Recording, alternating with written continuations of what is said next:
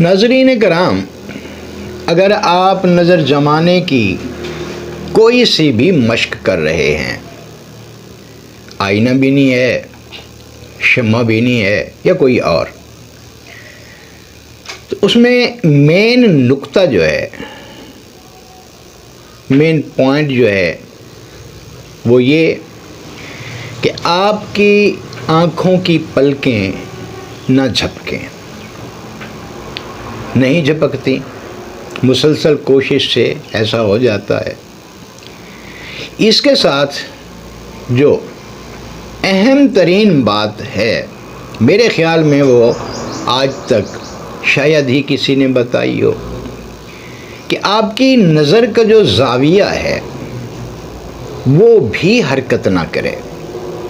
مثال کے طور پر، اگر آپ شمع کی لو کے سر کو دیکھ رہے ہیں تو اس لو کے سر کو ہی دیکھیں، جبکہ نظر کا زاویہ کبھی اس لو کے درمیان میں اور کبھی اس سے بھی نیچے ہو جائے گا۔ اس بات پر قابو پانا ہے۔ جب یہ حالت حاصل ہو جاتی ہے تو اس کے بعد باقی کے مراحل جو ہیں وہ بہت تیزی کے ساتھ اپنے انجام تک پہنچتے ہیں، یعنی بہت جلد انسان کو کامیابی ملنا شروع ہو جاتی ہے۔ اس کے ساتھ ساتھ یہ بھی ذہن میں رکھیے کہ یہ جو صلاحیتیں آپ کو دی گئی ہیں، آپ کے اندر نہاں کر دی گئی ہیں، کس نے کی ہیں، اس کو بھی ذہن میں لائیے۔ مقصد یہی کہ مخلوق کا اپنے خالق کے ساتھ ربط یا تعلق یا رشتہ گہرے سے گہرا ہوتا چلا جائے۔ نظر کی مشق کے بعد ہوتا کیا ہے، پھر دہراؤں کہ آپ کے ذہن کی خفتہ و خفیہ صلاحیتیں بیدار ہونا شروع ہوتی ہیں، سرسراہٹ سی پیدا ہوتی ہے دماغ میں، جو کہ بعض اوقات سانس لینے کے ساتھ بھی حرکت میں آ جاتی ہے، اور وہ طاقت جسے ما فوق الفطرت کہا جاتا ہے، حالانکہ فطرت سے بڑھ کر اس سے اوپر یا اس کے خلاف کوئی چیز نہیں ہے، تو ما فوق الفطرت صلاحیتیں یا عادات وہ بیدار ہو کر عیاں ہونا شروع ہو جاتی ہیں۔ ایک مشہور واقعہ ہے کہ ایک دن حضرت موسیٰ علیہ السلام، اس مثال کے ذریعے میں جو واضح کرنا چاہتا ہوں وہ خالق اور مخلوق کا آپس میں رشتہ اور تعلق۔ موسیٰ علیہ السلام جنگل سے گزر رہے تھے تو ایک چرواہے کو دیکھا جو بکریاں چلا رہا تھا۔ اس کے پاس جتنا علم تھا، جتنا شعور تھا، وہ جتنا جانتا تھا اپنے اللہ کے بارے میں اتنی گفتگو کر رہا تھا، اپنے اللہ سے مخاطب تھا، کہہ رہا تھا کہ اے اللہ، مجھے نہیں معلوم تم کہاں ہو، اگر تم میرے سامنے ہوتے، میرے قریب ہوتے تو میں تمہارے کپڑے دھوتا، تمہیں نہلاتا، تمہارے بال سنوارتا، تمہارے ہاتھ اور پاؤں دباتا۔ اس قسم کی باتیں موسیٰ علیہ السلام نے سن لیا۔ کہتے ہیں کہ موسیٰ علیہ السلام کو شریعت اور حق بات کے خلاف بہت جلد غصہ آ جاتا تھا۔ تو یہ گفتگو انہوں نے سنی جو کہ سراسر شرک تھی، تو انہوں نے اس چرواہے کو زور سے لتاڑا کہ یہ کیا بک رہے ہو، کفر کر رہے ہو۔ اب وہ شخص جو اپنی ہی کیفیات میں ڈوبا ہوا تھا، یکدم اس کو جھٹکا سا لگا۔ اپنے وقت کے نبی و رسول کا اسے یوں جھڑکنا، غصہ دکھانا، تو اس کا تو دماغ ہی الٹ گیا۔ کہتے ہیں کہ پھر شاید کچھ وقت کے لیے موسیٰ علیہ السلام پر وحی کا نزول بھی رک گیا۔ کچھ عرصے بعد جب فرشتہ آیا ان کے پاس، تو اللہ کا پیغام لے کے آیا کہ موسیٰ، ہم نے تو آپ کو بھیجا تھا کہ جو ہم سے دور ہیں انہیں قریب کر دو، اس لیے تو نہیں بھیجا تھا کہ جو ہمارے قریب ہیں ان کو ہم سے دور کر دو۔ بظاہر اس حکایت میں جو الفاظ وہ چرواہا ادا کر رہا تھا سراسر شریعت کے خلاف ہیں، لیکن وہ جو اس کی کیفیت تھی، جس میں وہ ڈوبا ہوا تھا، جس میں وہ غرق تھا، اور اپنے علم، شعور اور معلومات کی بنا پر اللہ کو مخاطب کر کے جو کہہ رہا تھا، وہ کیفیت جو ہے اللہ کے نزدیک بڑی اہمیت رکھتی ہے۔ آپ کا تعلق کسی بھی مذہب سے ہے،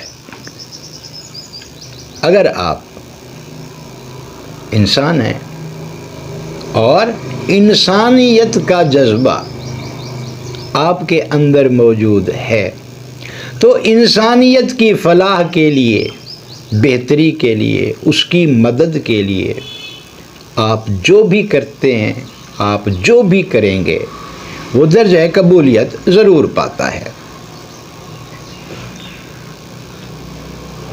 مثال کے طور پر ایک دوست ہیں میرے،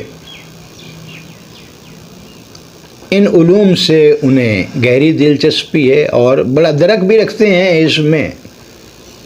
یہ چند ہفتے پہلے کی بات انہوں نے مجھے فون کیا، اپنی ایک عزیزہ کے تکلیف کے بارے میں بتایا کہ جی وہ ہارٹ پیشنٹ ہیں اور آخری سٹیج پہ ہیں، اب پوزیشن ان کی یہ ہو چکی ہے کہ شدید تکلیف میں ہیں اور دوائیاں بھی ان پر اثر نہیں کر رہی، تو کیا کریں؟ اب میں نے انہیں ایک مشورہ دے دیا کہ جی جو بھی تیماردار ہے، جو بھی ان کے قریب بیٹھا ہے، اس سے کہیں کہ وہ اللہ رب العزت کے، اللہ رحیم و کریم کے اسماء یا حیو یا قیوم کو پڑھنا شروع کر دیں۔ تصور یہ رہے، توجہ یہ رہے کہ اللہ انہیں شفا عطا کرے۔ تھوڑے ہی وقت میں ان کی حالت سنبھلی، تکلیف میں افاقہ ہوا۔ اب جو بھی شخص ان کے قریب موجود ہوتا وہ پڑھ رہا ہوتا، جو اٹھ کے چلا جاتا اس کی جگہ کوئی اور آ کے بیٹھتا تھا تو وہ بھی یہ شروع کر دیتا۔ 3 دن بعد میں نے معلوم کیا تو پتہ چلا کہ اب وہ انتہائی بہتر ہو چکے ہیں۔ تو اس کے بعد انہوں نے وہ ورد ختم کر دیا۔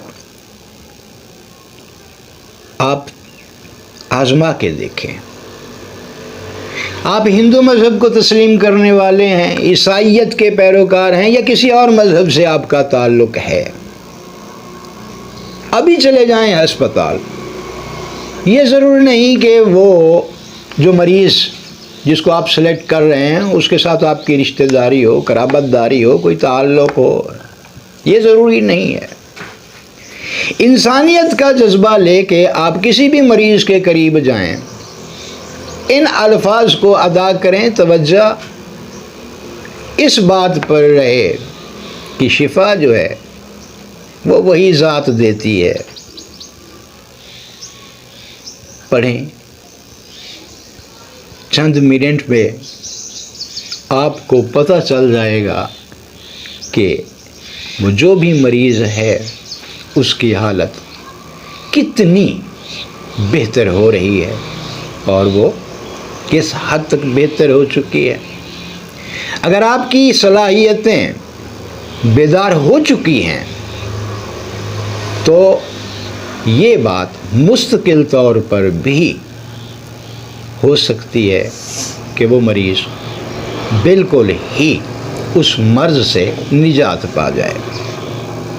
اپنا ایک تجربہ بتا دوں کہ شمع بینی کی مشق جب میں کرتا تھا تو غیر ارادی طور پر، غیر اختیاری طور پر جب میری نظر شمع کی لو پر مرتکز ہو جاتی تھی تو میرا دل ساتھ میں زبان بھی اللہ اللہ کا ورد شروع کر دیتے تھے، غیر اختیاری طور پر۔ اس میں میرا کوئی عمل دخل نہیں ہوتا تھا۔ اسی دوران ایک دن چند دوست آئے، ان میں ایک مریض تھا، گردوں کی تکلیف میں مبتلا تھا۔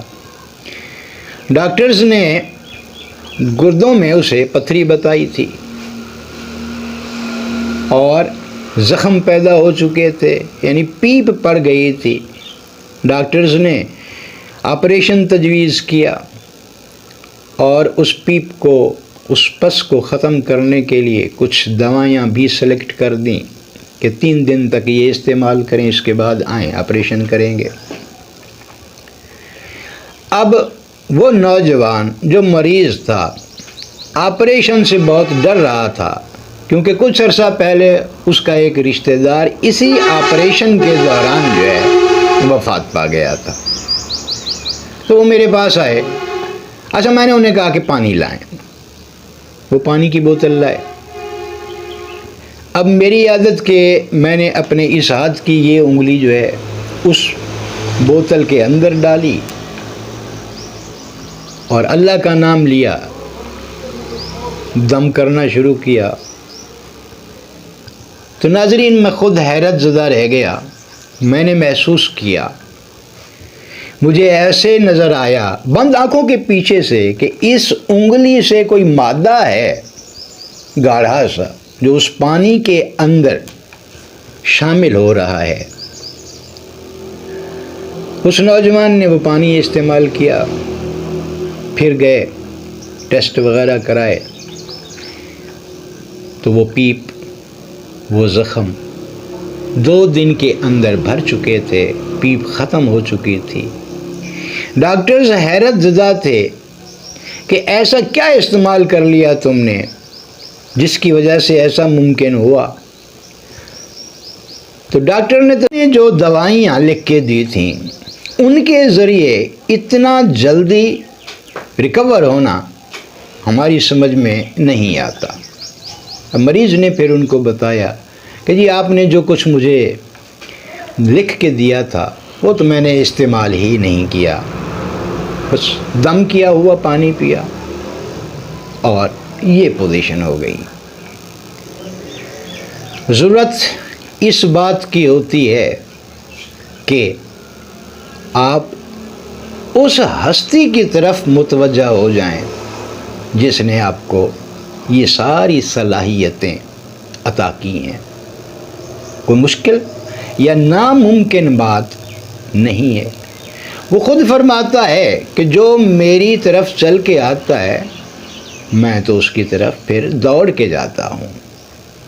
کہتے ہیں کہ ایک دن خضر علیہ السلام پانی کے اوپر سے گزر رہے تھے تو انہوں نے دیکھا کہ پانی کے اوپر ایک آدمی سویا ہوا تھا۔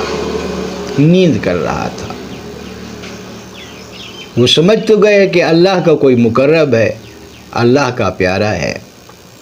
ادھر دیکھا تو پھر نماز کا بھی وقت ہو چکا تھا، تو وہ اس شخص کے قریب آئے، پاؤں سے اسے ہلایا اور کہا اٹھو، نماز کا وقت ہے، نماز پڑھو، اپنے خالق کی عبادت کرو۔ اس شخص نے آنکھ کھول کے ان کے چہرے کی طرف دیکھا اور پھر دوسری طرف کروٹ بدلتے ہوئے کہا جائیں جی آپ اپنا کام کریں، مجھے سونے دیں، باقی انشاءاللہ پھر